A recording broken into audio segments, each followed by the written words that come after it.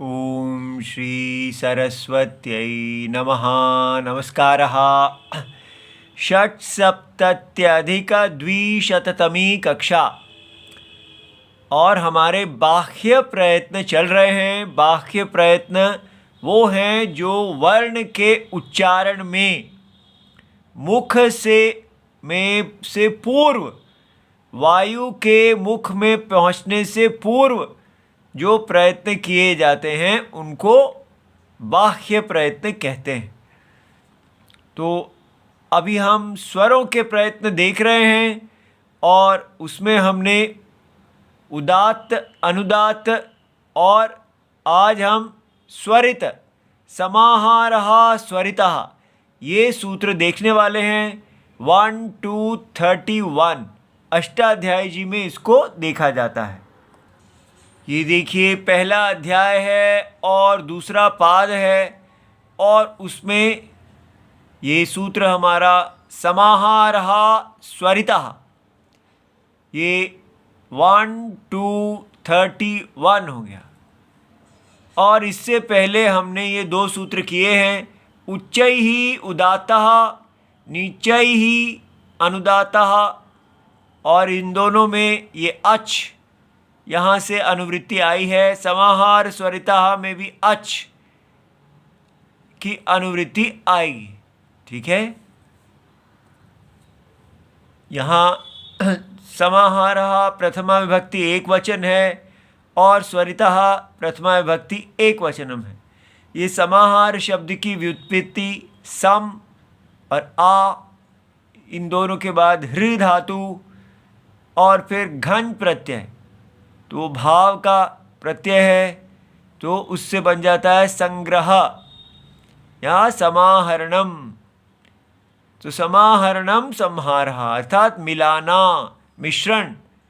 ठीक है, तो इसलिए दो चीज़ों का मिल जाना समाहार है। तो इससे हमें समझ में आता है कि स्वरित जो है ये दो चीज़ों का समाहार है। तो और इसी का अगर पश्चात समाहारः, अस्मिन् अस्ति इति समाहारः, अगर इसको अर्श आदिभ्यः अच प्रत्यय से इसकी व्युत्पत्ति ली जाती है तो इसका मत्वर्थीय अच हो जाता है। अच प्रत्यय माने कि इसमें समाहार है, इसमें। ठीक है, तो समाहार अस्मिन् अस्ति इति। ठीक है, तो दो स्वर हैं, कौन से? तो अनुदात्त, उच्चैः उदात्तः, नीचैः अनुदात्तः। तो उदात्त और अनुदात्त इन दोनों स्वरों को अगर मिला दिया जाए तो ये स्वरित बन जाता है, ऐसा समाहार बताया जा रहा है। ठीक है, तो कैसे ये स्वर को मिलाना है ये हमें समझना है। उसकी वृत्ति देखते हैं। अनुदात्त, उदात्त अनुदात्त स्वर संहारः। तो उदात्त तो उच्चैः उदात्तः, नीचैः अनुदात्तः, ये दो हमने किए हैं। तो ये दोनों स्वरों का जो समाहार है, तो यह अच सह स्वरित संज्ञा भवति। तो अब हमने बोला दोनों स्वरों का समाहार, लेकिन ये देखिए भगवान कह रहे हैं सामर्थ्यात्, किंतु सामर्थ्य से ये पता लगता है। च अत्र लोक वेदयोः, चाहे लोक में स्वरित स्वर प्रयोग हो या वेद में प्रसिद्धौ, जो वो प्रसिद्ध हैं उनके जो गुण हैं, गुणौ एव वर्ण धर्मौ उदात्त अनुदात्तौ गृह्येते न अचौ। ऐसा नहीं है कि आपने एक उदात्त अच लेना है और एक अनुदात्त अच लेना है और दोनों अचों को मिलाना है, ऐसा नहीं है। तो क्या है, जो उनके उदात्त और अनुदात्त वर्ण धर्म हैं, उन वर्ण धर्मों को यहाँ समाहार अर्थात मिश्रण किया गया है। स्वरों का मिश्रण नहीं किया गया, बल्कि उन स्वरों के वर्ण धर्मों का किया गया है। ठीक है, तो अभी हम देख लेते हैं वो क्या वर्ण धर्म है। तौ समाह्रियेते, उन दोनों वर्ण धर्मों को, उदात्त और अनुदात्त, ठीक है, इन दोनों को जो संहार किया जाता है, जिसमें, जिस अच में, अचि यस्मिन अचि तस्य स्वरित इति एषा संज्ञा विधीयते, उसकी स्वरित ये संज्ञा विधान की गई है।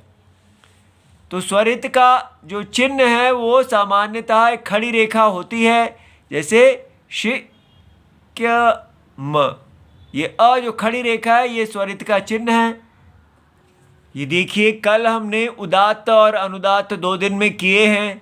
तो समाने स्थाने, जो हमारा समान जो मुख के अंदर स्थान है, तालु आदि, तो उनका ऊर्ध्व भाग निष्पन्न को उदात्त कहते हैं और नीच भाग उत्पन्न को, अच को, अनुदात्त कहते हैं। कैसे?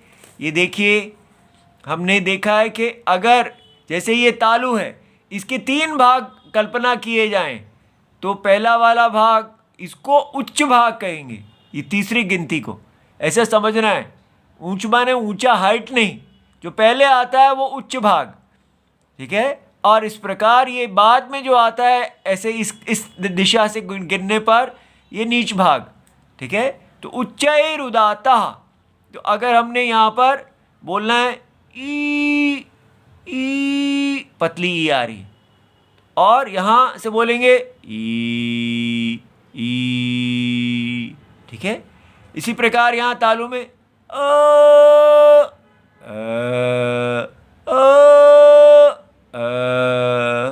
ठीक है। तो क्या हुआ, पहला वाला जो था वो ऊर्ध्व भाग से किया गया, तो और ये तो इसमें क्या हुआ, जो आयाम, ठीक है, ऊर्ध्व भाग से किया तो सारा निग्रह कर लिया मुंह का, और यहाँ छोड़ दिया अन्वय सर्ग,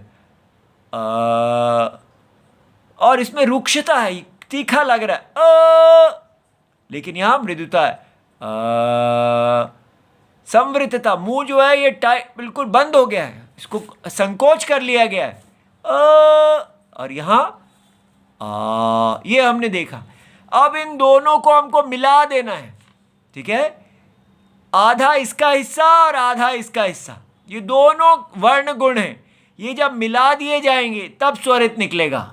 तो कैसे मिलाना है, जैसे जो इसका उच्च भाग था जहाँ से हम उदात्त निकाल रहे थे, उसका आधा हिस्सा हमने ये ऐसे रख लेना है, और इधर जो इसका नीच भाग है इसका आधा हिस्सा, तो दोनों का आधा आधा जो है, पहले हमने उदात्त का उच्चारण करना है, फिर अनुदात्त का।